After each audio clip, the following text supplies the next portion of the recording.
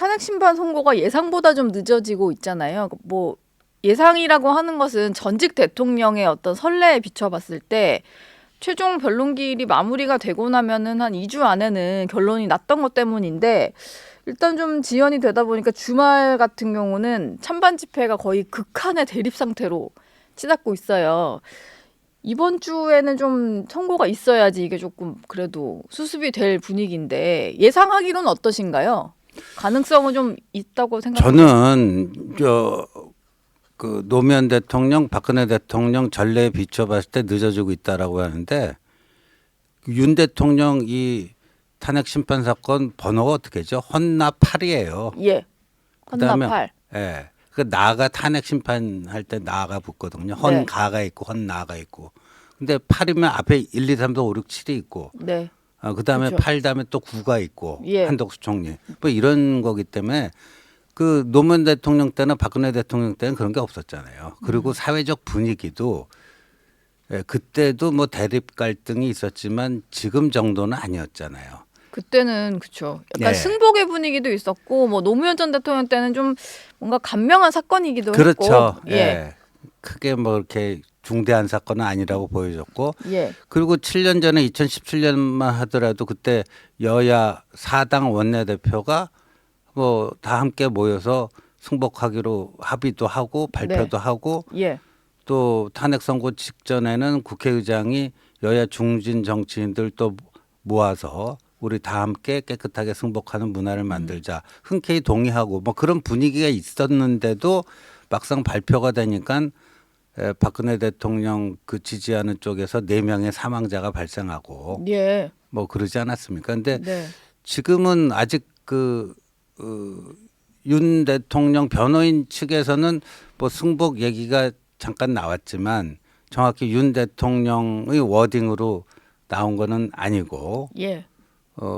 또 뭐 이재명 대표도 본인 또 선거법 사건도 있고 그래서 그러니까 그 7년 전과 비교해 보면 상황이 안 좋죠. 그러니까 그 헌재로서는 다른 탄핵 사건도 많은 데다가 언제 선고하는 것이 그 후유증을 최소화하고 뭐 할 것인가도 고민 안 할 수가 없다라고 생각을 합니다. 시점에 대한 고민도 안 네. 할 수가 없다.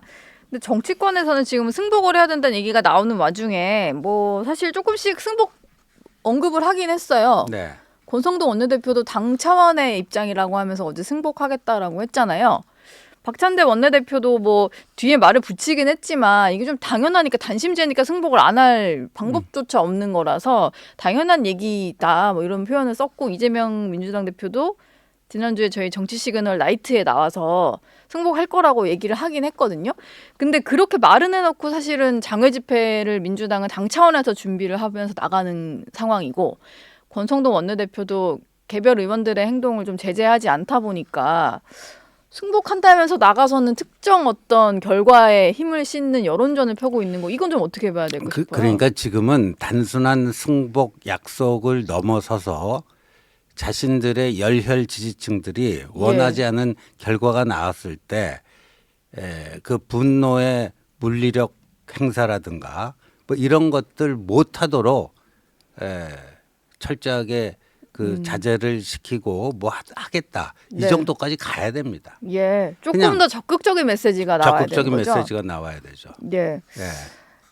지금 결론이 난 건지 안 난 건지 모르겠습니다만 법조계에서는 이미 결론은 좀 내놓은 상황에서 결정문을 써야 되잖아요. 근데 결정문은 온 국민이 볼 수 있는 거다 보니까 이게 네. 좀 납득이 가능한 논리를 펴야 되고 그러다 보니까 좀 시간이 걸리고 있다 이런 해석이 좀 나오더라고요.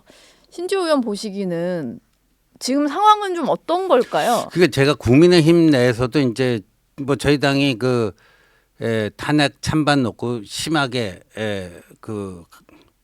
분열이 갈등, 있었고 예, 빚었죠. 갈등과 분열이 있었고 또 한동훈 대표가 대표직에서 쫓겨나기도 하고요. 예, 엄청난 그 내홍을 치렀는데 지금 겉으로는 이제 탄핵 반대, 탄핵 기각 또는 각하를 외치는데 또 속내는 조금씩 다르더라고요. 네, 그래서 그 속내와 관련해서는 탄핵 반대를 하는 분들도 기각은 사실상 어려울 거다.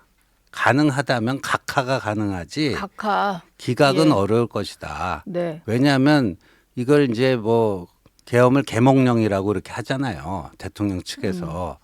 근데 그 계몽령이라고 하는 그 방어 논리가 내란죄 형사 재판에서는 뭐 도움이 될런지 모르겠는데 이 탄핵 재판에서는 오히려 그게 족쇄가 될 수도 있다. 왜냐하면 계몽을 위해서 군대를 동원한 계엄을 비상계엄을 했다 그러면 거기에 대해서 기각을 하게 되면 앞으로 그런 계몽령을 할 수 있는 면허증을 주는 거 아니냐. 아, 뭔가 알려야 될 일이 있을 때 네. 실제로 뭐 군을 통한 어떤 진압은 아니더라도 네. 경고성으로 할 수는 있다. 예, 그런 경고성 계엄은 앞으로도 이걸 기각을 해버리면 예. 계속해서 재발할 수 있지 않느냐. 암만 계몽령이라고 하더라도 네. 그래서 그거는 기각은 사실상 힘들 거다. 그러면은 각하 만약에 가능하다면 이제 그 뭐 내란죄를 추가해서 내란죄를 중심으로 해서 탄핵 소추를 했는데 나중에 그걸 빼자고 했다던가 네. 뭐 이런 그 절차상의 문제 그 정도 됐으면 국회에서 재의결을 했었어야 되는데 안 했다. 이런 절차상의 흠결로 그 각하될 수 있는 가능성은 그래도 좀 있지만 기각은 아까 같은 논리로 그거는 사실상 불가능한 거 아니냐 하는 의견이 다수인 것 같아요. 그래서 국민의힘은 지금 계속 탄핵 각하를 네. 외치는 뭐 그런 상황입니다. 그 국민의힘에서는 윤석열 정부 들어서 민주당 쪽에서 발의했던 탄핵안 가운데 8건이 다 기각이 됐잖아요.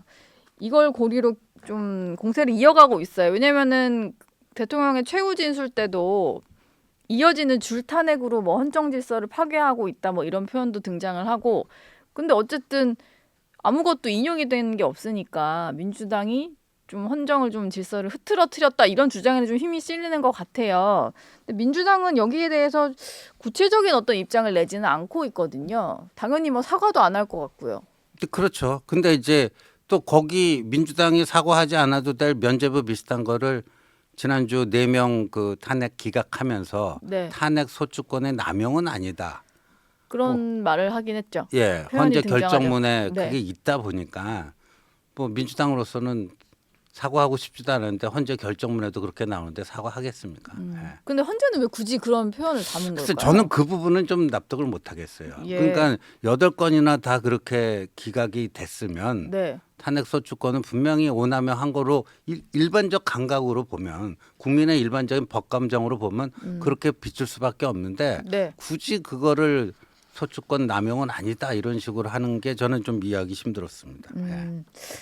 민주당에서는 근데 이 8대 0에 좀 의미를 부여하는 것 같더라고요. 왜냐하면 지난번에 이진숙 방통위원장 때는 4대 4로 결과적으로 탄핵이 기각되긴 했지만 4명의 의견이 좀 엇갈린다 이런 그 근거가 남아 있었잖아요. 네. 근데 이번에는 8대 0이 나오는 걸 보고 아 어떻게든 만장일치의 결론이 나오겠구나라고 하면서 대통령 탄핵 심판 때는 8대 0으로 인용이 될 거다. 오히려 이런 해석을 해요. 이건 좀 공감이 가는 해석이세요? 그렇게 볼 수도 있다라고 봐요. 예. 그러니까 이 기각 또는 각하를 하게 될 경우에는 뭐 그냥 그 몇 대 몇 대 몇 뭐 이런 식으로 예. 뭐 5대 3 뭐 이런 것들이 그냥 나올 수 있죠. 노무현 대통령 때가 그랬더라고요. 나중에 밝혀졌지만 기각 주장한 사람이 5명, 각하가 1명, 또 탄핵 인용 주장한 재판관이 3명. 뭐 이런 식으로 분포가 있었어요. 네. 예. 근데 박근혜 대통령 때는 전원일치였잖아요. 전원일치였죠. 8대 0. 그런 걸로 봐서는 이번에도 전원일치로 갈 가능성이 더 높다라고 보는 것 같습니다. 예. 어떤 결론이든 간에 네. 좀 한 방향으로 민주당 내에서는 그래도 이런 줄탄핵 분위기 이런 것들에 대해서는 좀 짚고 넘어가야 된다라는 여론이 있는 것 같아요. 김부겸 전 총리 같은 경우는 민주당이 정부의 어떤 지나친 제어하거나 견제 뭐 이런 것들에 대해서는 야당으로서 막을 수 있는 게 탄핵밖에 없다라고 얘기는 하지만 사과는 필요하지 않냐 이런 입장을 또 냈거든요. 그 정도 됐으면 뭐 정치적으로 유감 표명 정도는 해야 되는데 예. 근데 뭐 요새 이제 한동훈 대표가 가장 많이 쓰는 표현 중에 하나가 87년 헌법에 이게 뭐 그 야당이 탄핵 소추할 수 있는 권한이라든가 대통령이 비상기험 선포할 수 있는 개헌 그 권한이라든가 다 있었는데 한 번도 이런 식으로 그 오남용한 적은 없거든요. 네. 그러니까 그 제도가 문제라기보다는 그 제도를 절제력 있게 그 행사할 수 있는 그 운용을 어떻게 하느냐, 누가 네. 하느냐 이런 게 문제인 것 같죠. 지금의 뭐 정치인들, 주요 정치 리더들 또 정치 문화로 봐서는 이제 그 제도는 더 이상 통용이 안 되는 한계 상황에 이르는 거죠. 예.